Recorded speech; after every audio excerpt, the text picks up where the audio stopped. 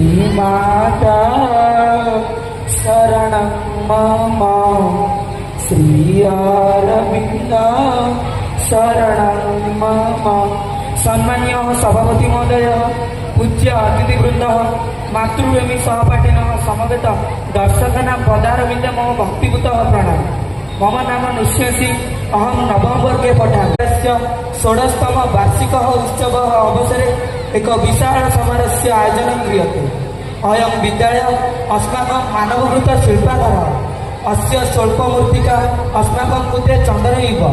एकदा अस्मद् विद्यालयात् बहवः शिशवः महाविद्यालय विश्वविद्यालयं यावत् गच्छन्ति। सर्वोच्च उत्पादनं विमण्डित भूत्वा जगतं ज्ञानस्य प्रसारं विज्ञानस्य च असंख्य उपायं प्रददाति, मार्गदर्शनं करोति। अनेन शिक्षा माध्यमेन छात्र छात्राः आध्यात्मिक नैतिक शिक्षा लब्धुं